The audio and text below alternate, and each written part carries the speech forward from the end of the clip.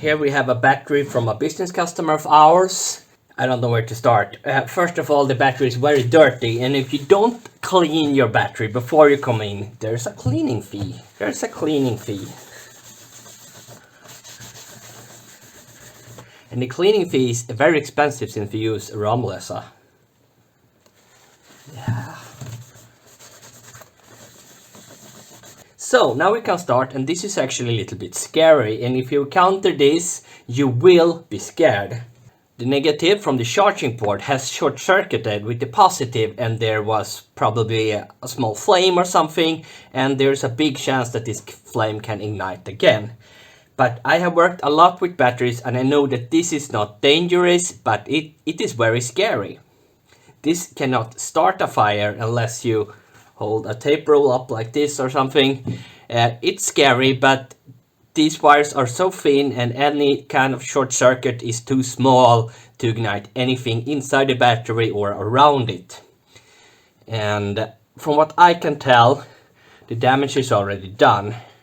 I don't know if you can see that, but the negative one is clearly cut off and the isolation around that part is intact, and the positive is burned but also tacked. You don't want to start pulling wires or anything like that. What you want to do is disconnect the positive inside here, and then you're safe. I gave him a pretty good price, even though I have not opened it up yet. This can be quite time consuming, and from what I know, it should be 18650s, 48 volt. The BMS should be located up here, and there's a big chance we can have some spark, so why not make a video out of it? Because I know you guys love when I do mistakes, and it's hard not to when you're cutting into batteries you have never opened before.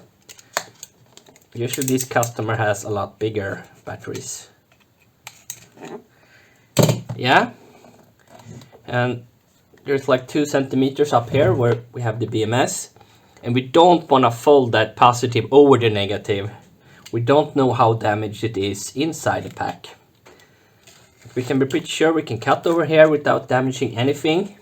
And I don't think you should call this a manufacturing error. They actually have this to it's a rubber list, but usually you should have an inner part where all the wires go through to separate them. So that is something they could have done better.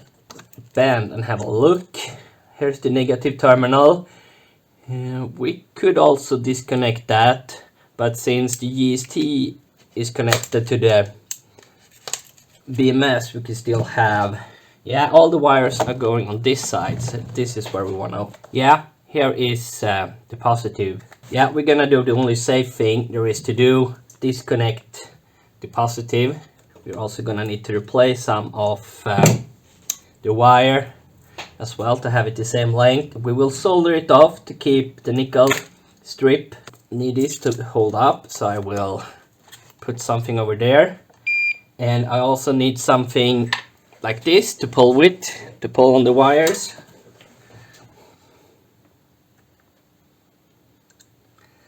One is loose, and that is the damaged one, but we will remove the charging one as well.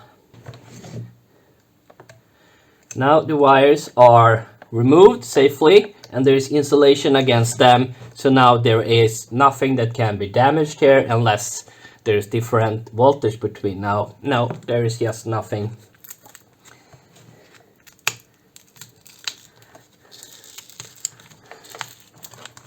And the customer has not, I just emailed him the price, so he's not gotten back to me yet, but I will separate it so none of my employees do anything with it. And I know you were expecting a big spark, but I didn't do any mistake this time. So please remember to subscribe, and maybe I will make a mistake in the next video. And here you can see there clearly has been a large flame, and smells terrible. The cells, fortunately there was tape covering most of the cell, and the heat shrink tubing is not even damaged, so there is really no problem over here. This one can be said 100% no problem.